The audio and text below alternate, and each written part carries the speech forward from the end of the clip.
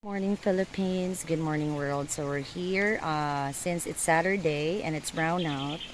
Our son is asking to have an activity in which he is going to enjoy or we are going to enjoy. So we decided with my partner that we're going to have a fishing in the river since hindi pa niya na-experience. Simon, do not touch that one! Since hindi pa niya na-experience. So we're here. This area is we call it tubod, in which this is our source of water when nawasa and mineral water is hindi pa uso, so galing sa tree na yan yung tubig, and then this is it. So ginawan ng mga tao dito yung parang tube para mapagkunan ng water. So try to check it out. Tabi-tabi po.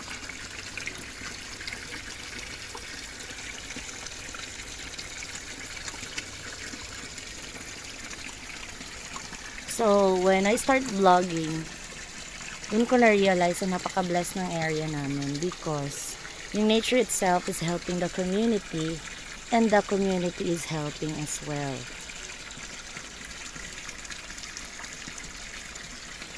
So, we are starting our fishing already.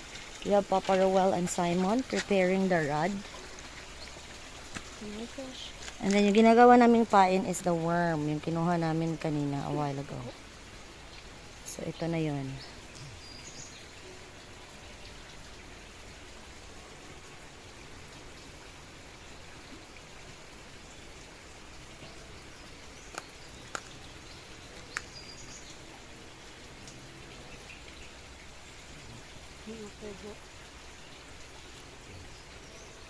Getting ready. Again.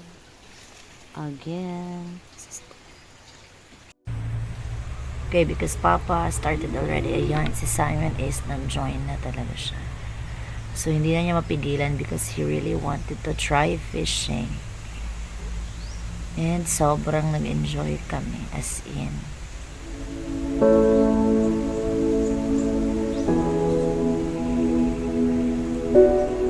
We really enjoy it a lot. And charang, nakakuha na nga siya ng isda. Sobrang liit. And we decided to throw it back into the water kasi maliit. And ito namang si ako. Ayan, enjoy na enjoy ako because I reached this age pero never ko din na-experience ang fishing. Ayan, so because I did not experience that one, at gusto namin ma-experience sa Simon, kaya nag-decide kaming gumawa. And then we are using the bamboo, yung mga maliliit na yan, I don't know anong tawag dyan. We call it kagingking. Straight, then we put parang nylon thread for fishing, tapos yung tinatawag nilang taga. Ayun, so nakakatawa, pero sobrang nag-enjoy kami. The experience is totally great, and we decided to proceed to La Union para maligo. Then the water in there is very clear, and then ang floor ng river na to is yung palanas, hindi siya masakit sa paa, but there are parts na maraming mga bato na maliliit dahil siguro sa baha. And I have observed yung kahoy sa ibabaw is para na kami nasa Avatar. Ang daming mga kahoy, mga maliliit kasi nga mga vines. And then sobrang na-enjoy din kami kasi ang daming naligo. Ang daming naligo gawa kasi ng brown out. So maraming naliligo, naliligo sa motor. Ito nga pala yung spillway ng La Union. So malapit lang dito sa bahay namin. I think it's a connecting river of Lubaga Falls. Ito yung nasa baba. So ayan, sobrang nag-enjoy kami. Nagtampisaw kami sa tubig kasi mainit din ang panahon. Ang daming mga bata sa ilog. Ito yung mga bagay na sobrang nag-enjoy ako. nag-enjoy ako kasi parang bata ka lang. You really enjoy the ilog, yung malinis na tubig. And ayun, sobrang nag-enjoy kami. Si Simon ayaw na niyang umuwi. Gawa ng dati-rate sa swimming pool lang talaga siya naliligo sa Paglayan. And it is his very second time na naliligo. Yung naghahagis-hagis ng bato, skipping stone bang tawag doon. Ayun, gustong gusto niya, skipping stone. And Asa mo nang wala daw? Ato? Diba ba? Ah, manabi. Luko kayo, no? Lapi, ana, asa to do? Hello, wow, nagwa kayo, oy. Thank you!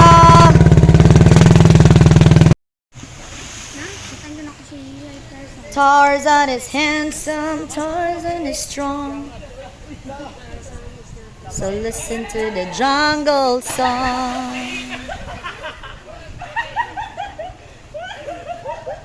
It's more fun in Rizal. Because today is brownout day, Saturday scheduled brownout. So usually you can see the young ones enjoying the wow.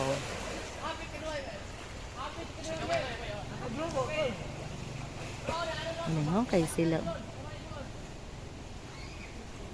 This is the activity that I really miss.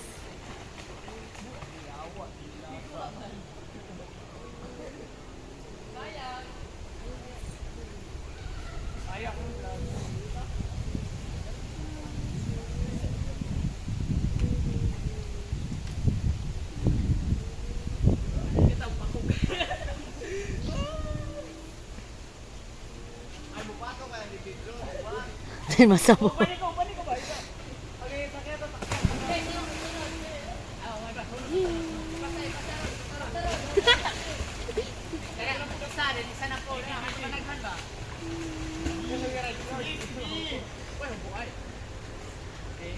Ikaw na king. Sundin na yun. Pero pagtunog, para di ka mahulog. Sundan ni Bunbun. Sundan. Dili bun. Aring, san. Babaw.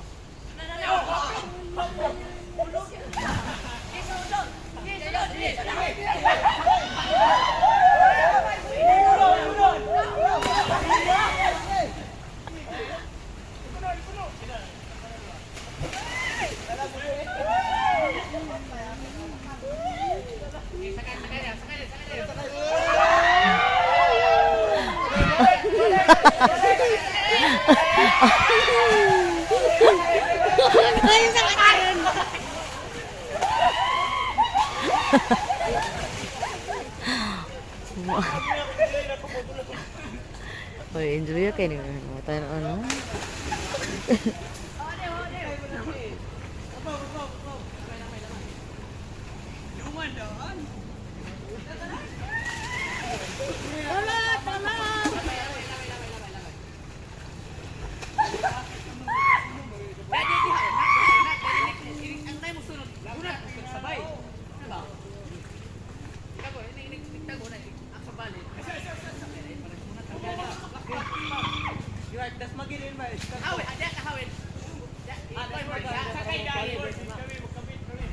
Ayan na nga, sobrang nag-enjoy ang mga young ones dito sa amin. So usually kapag brownout, walang mga gadgets ang mga kabataan dito sa amin.